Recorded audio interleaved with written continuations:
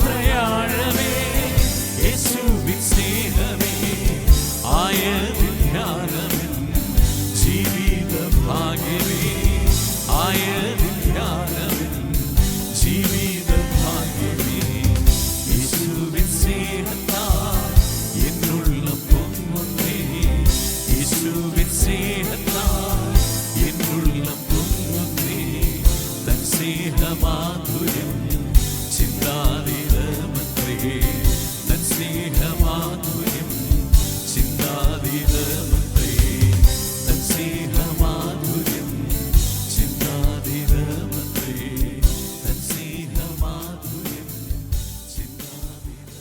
ദൈവവചനം കേൾക്കുവാൻ ഈ രാവിലെ ദൈവസന്നിധിയിലായിരിക്കുന്ന എല്ലാ പ്രിയപ്പെട്ടവർക്കും കർത്താവായ യേശുക്രിസ്തുവിന്റെ നാമത്തിൽ വന്ദനം അറിയിക്കുന്നു.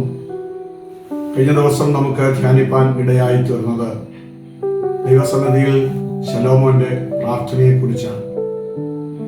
താൻ പ്രാർത്ഥിച്ചത്, ദൈവമേ, ഈ സന്നിധിയിൽ കഴിക്കുന്ന എൻ്റെ പ്രാർത്ഥന കേൾക്കുവാൻ നിന്റെ ചെവി തുറന്നിരിക്കണം, നിന്റെ കണ്ണും തുറന്നിരിക്കണം.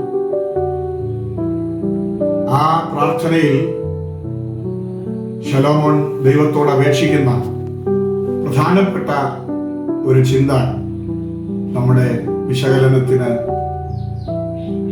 കാരണമാക്കുവാൻ ഞാൻ താല്പര്യപ്പെടുന്നു.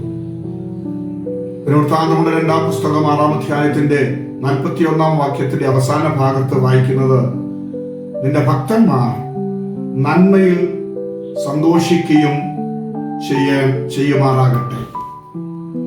ഇവിടെ ശലോമോൻ ദൈവത്തോട് പ്രാർത്ഥിക്കുന്നത്, ദൈവമേ, ഈ ആലയത്തിൽ വന്ന് പ്രാർത്ഥിക്കുന്ന നിന്റെ ഭക്തന്മാർ നിന്റെ നന്മയിൽ സന്തോഷിക്കുമാറാകട്ടെ എന്നാണ്.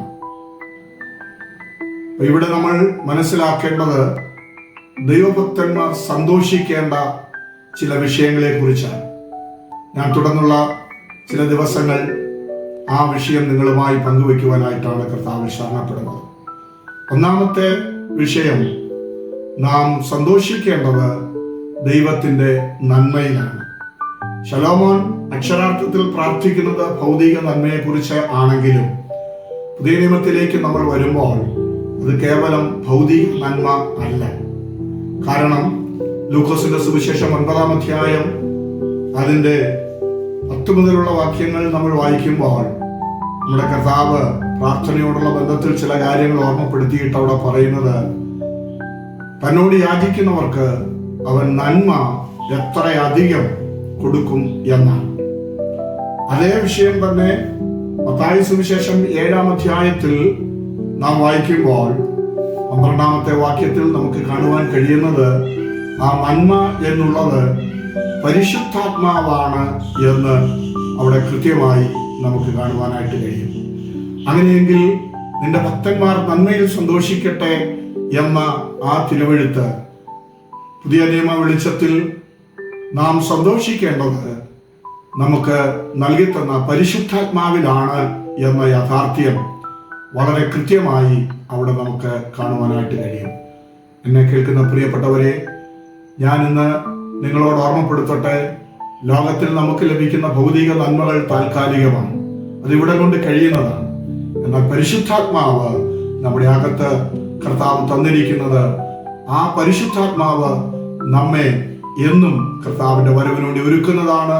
നാം സന്തോഷിക്കേണ്ടത് നമ്മിൽ അധിവസിക്കുന്ന പരിശുദ്ധാത്മാവിലാണ് എന്ന ആ ഒരു സന്ദേശം ഞാൻ നിങ്ങളെ ഓർമ്മപ്പെടുത്തുകയാണ്. അതുകൊണ്ട് ദൈവസന്നിധിയിൽ നമുക്ക് സമർപ്പിക്കാം. കർത്താവെ, ഓരോ ദിവസവും അങ്ങയുടെ ആത്മാവിൽ സന്തോഷിപ്പാൻ എന്നെ സഹായിക്കണമേ എന്ന് നമുക്ക് പ്രാർത്ഥിക്കാം. കരുണയുള്ള കർത്താവെ, നമ്മുടെ അകത്ത് കർത്താവ് തന്നിരിക്കുന്ന ആ പരിശുദ്ധാത്മാവിൽ സന്തോഷിപ്പാൻ, ആ നന്മ ഞങ്ങൾ അനുഭവിച്ച് ഓരോ ദിവസവും നിലനിൽക്കുവാൻ അങ്ങ് കൃപ ചെയ്യണമേ. ജനത്തെ അനുഗ്രഹിച്ച് പ്രാർത്ഥിക്കുന്നു യേശുക്രിസ്തുവിൻ നാമത്തിൽ തന്നെ.